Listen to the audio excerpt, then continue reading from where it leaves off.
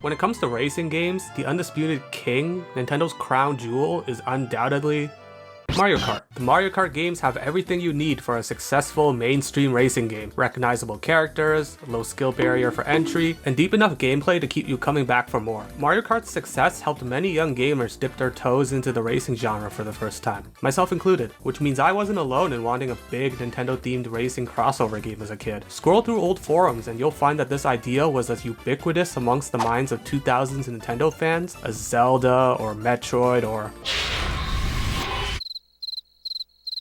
Wait, actually, that's a pretty good idea. Pokemon is popular, Mario Kart is popular, why not combine the two? You don't even have to put the Pokemon in carts if you don't want to. You could have a Pokemon racing game that's just a foot race. Heck, that would probably be more interesting. Imagine running across the plains as Raikou, as a Dragonite tails you from the skies, and a Gyarados rips through a nearby river in pursuit. Oh man, that sounds so cool! Can you imagine if they made such a thing? An officially licensed Pokemon-themed racing game?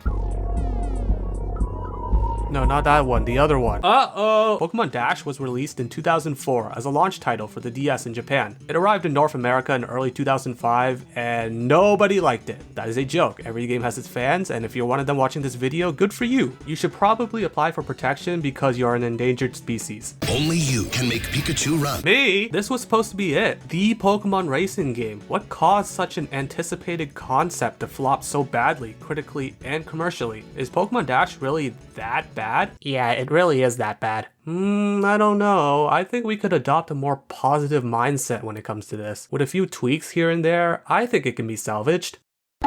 Are you sure about that? Pokemon Dash is a racing game where you control Pikachu by repeatedly swiping on the DS's touchscreen. Your goal is to hit every checkpoint on the map in order before the other racers. You'll guide Pikachu across land, sea, and air to do so. In particular, flying up into the sky and landing back on the ground are vital aspects of gameplay. The game's main mode is Grand Prix, where you'll compete in 25 races spread across 5 cups. All 5 races in a respective cup take place on the same map, but with differently ordered checkpoints. Alright, that's enough context, kill it! Wait, actually, before we unload an entire clip on Pokemon Dash, let's look at some things that the game does right. The Pikachu model on the title screen is cute. I like how you can pull on his face, like Mario on the Mario 64 title screen. It's sorta cute how he taps on his cheek and then you pull on his cheek and it brings up the title screen buttons. Oh, there's a special mode that can read in data from the GBA slot. It can read in your team from a mainline GBA Pokemon game and make maps out of their sprites. That's pretty cool, even if the maps themselves are pretty underwhelming to play.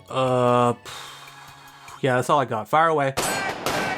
Pokemon Dash's negatives far outweigh its meager positives. The soundtrack is nothing to write home about. The pseudo 3D graphics looked ugly in 2004 and don't look any better in 2024. Pikachu is the only playable Pokemon. The game is notoriously short, and it lacks any sort of X factor to make it stand out amongst the pantheon of excellent Pokemon spin-off games. However, there are 3 main flaws with Pokemon Dash that really ruin it. 3 fundamental issues that, if corrected, could potentially drag this game up from a 46 out of 100 to like a 60. Or 50, just better than what we currently have. The first fundamental issue is... Yeah, so it turns out constantly having to swipe the touchscreen to make this little rat run is repetitive, tiresome, and proof that Pokemon Dash was designed to sell more DS screen protectors. When the game's control scheme fundamentally sucks, you've basically set the game up for failure. Speaking of failure... Even in 2004, there were already so many iconic locations throughout the Pokemon franchise, from the quaint simplicity of Pallet Town, to the tranquil outdoors of National Park, to the seaside vibrance of Slateport. You have a ton of great places you could base a cool racetrack off of. Pokemon Dash said, nah, here's Beach Path, here's White Snowland, Love Disc Island. All of the game's maps are big, generic outdoor environments. Here's your grassy plain, your desert, your ice mountain, and your volcanoes, sir. Thank you for shopping at 2D Marios. But the bland visual design could be excused if the maps themselves were fun to race on, right? Well, Pokemon Dash really emphasizes memorization. The game will only tell you the direction of where the next checkpoint is. It's up to you to figure out if there's a forest or a desert or an ocean in the way. You'll need to take to the skies and scout out the area in your hot air balloon, the only place where you can get a full view of the map. When you're on the ground, you'll just have the directional arrow and this radar to work with. By restricting when the player can receive certain information, the game incentivizes players to strategize and plan out their next move accordingly, adding a layer of strategy and wit. Big problem with that, these maps aren't fun. Checkpoints are scattered all over the map, and you have to hit each one in a specific order, but this order rarely makes intuitive sense. Why do I have to hit this checkpoint later? Why can't I just hit it right now when I'm right beside it? What benefit does making me come back here later bring? The arrow and the radar are also useless, as they don't provide enough information to sufficiently do their job. They're not going to tell you which elevation the next checkpoint is on, or if there's an ocean in the way. You have to remember that yourself, silly. Look at the big map in the sky. Never mind the fact that there isn't always a balloon nearby for you to use. Also, as I mentioned earlier, all 5 races in a respective Grand Prix Cup take place on the same map, with only their checkpoints rearranged for each race. This would ideally foster memorization of the map so you can excel in later races. You would try and remember the distinct landmarks of the environment, and then you'd succeed. Oh, by the way, these 2 areas I just showed you are from different maps. So in summary, the order of the checkpoints feels arbitrary, the navigation tools the game gives you are frustrating to use, and the visuals of the map itself are so homogeneous that everything blends together. As a result of the poor map design, the restrictive aspects of Pokémon Dash's gameplay design feel far more unpleasant than they should. This is only further bolstered by how unfair the CPUs are on higher difficulties. They don't have to take a moment to stop and survey their surroundings, they can path there optimally. They're AI, they're the future. A lot of these map issues I've mentioned actually get fixed by a later game mode, but I'll get back to that later. For now, let's discuss reason number 3 why this game is dookie doggy poo poo. Great Pokemon spin-off games like Ranger, Snap, and Mystery Dungeon are built on the foundation of mainline Pokemon games' mechanics and lore. You couldn't have Ranger without type matchups. You couldn't have Snap without Pokemon ecology. You couldn't have Pokemon Mystery Dungeon at all if it weren't based on the concept of Pokemon as a whole. Meanwhile, you could remove all of the Pokemon from Dash and you'd basically have the same game. You can only play as Pikachu anyways, and the little guy has no special abilities or features that would make it mandatory for him to be here in the first place. You could replace every Pokemon in Dash with a fighting Polygon, and you'd only have to tweak some graphics, no gameplay. I think this is a big reason for why Pokemon Dash feels lacking in substance, and why it's often forgotten amongst the sea of Pokemon spin-off games. The best spin-offs offer unique takes on the franchise that make them both distinct yet synergistic with the mainline games. Pokemon Dash's distinction is being a terrible game, but not on a fundamental level. Listen, I think with a little bit of elbow grease and creativity, we can bring this thing back to life, or at least give it a pulse. Okay, big guy, you do it then. Show me how you go about resuscitating this dumpster fire. This feels like medical malpractice, but I'm sure it'll work out. Here, watch this. Time for some fun little tweaks. I've spent plenty of time teabagging Pokemon Dash for you all so far, but I don't want to spend this entire video beating a dead horse. I think with a little help, we can revive this dead horse, teach it how to walk again, and make sure it doesn't try to tank a rain-boosted Kyogre water spout again. Let's look at those 3 fundamental flaws I listed and suggest some potential fixes. We're gonna try and keep the improvements to a smaller scale since we aren't trying to make a new, better game here. We're just going to employ little tweaks to see if we can bump up the existing Pokemon Dash from terrible to slightly less terrible. Or terrible but fun, whatever floats your boat. Let's start with...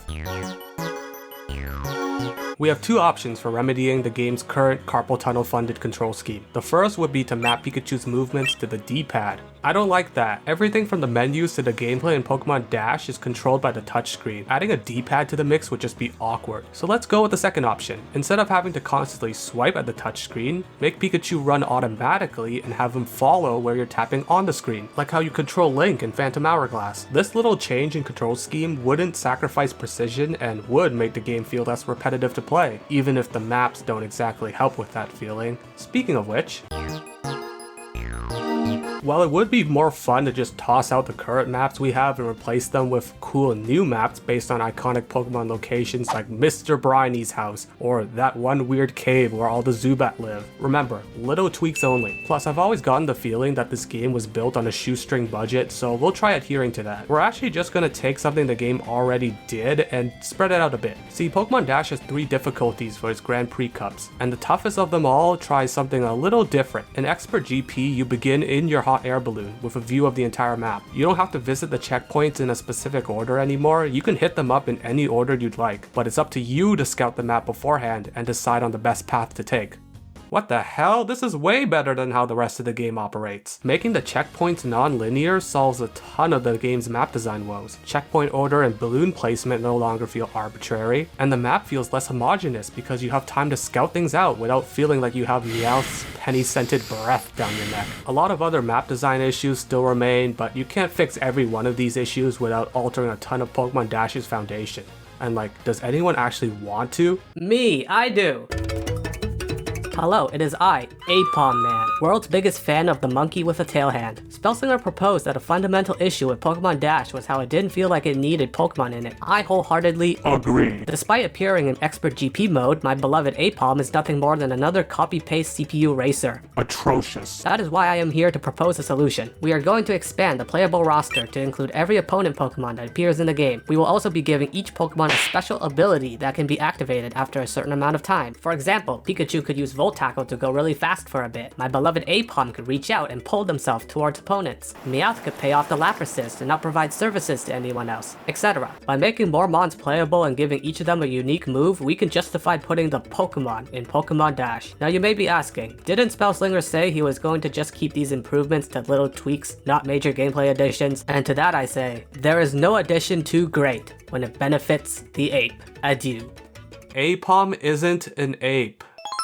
In 2023, Kotaku put out a list ranking all 22 Pokemon spin-off series from worst to best. Where did Pokemon Dash finish? 22nd out of 22. In 2024, Nintendo Life put out a list ranking all 51 of the Pokemon spin-off games individually. Where did Pokemon Dash finish? 50th out of 51. The only game ranked below it was Pokemon Smile. I don't necessarily agree with every ranking on these two lists, but that's not the point. The point is that they paint a good picture of Pokemon Dash's legacy. A boring and forgettable game not worth revisiting unless you have nostalgic bias or you're making your own ranking list. Even if all of the little improvements I suggested were implemented, they would still only make the game barely mediocre instead of outright terrible. And that sucks. A good Pokemon racing game would have been awesome, and Pokemon Dash has some of that potential hidden beneath its lackluster everything. Unfortunately, the Pokemon franchise as a whole would never really revisit the racing genre ever again. The developers of Pokemon Dash, Ambrella, would eventually hit it big with Pokemon Rumble, chaining themselves to a whole new kind of hell. And that's fine, I guess. Rumble showed us that the studio could make a decent Pokemon spin-off game, and if you wanted a racing game for Nintendo fans, you still had the one and only Mario Kart. I just wish that when Pokemon had an opportunity to join the plumber atop the racing game mountain, it didn't fumble it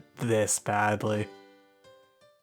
The operation was a success! My creation lives!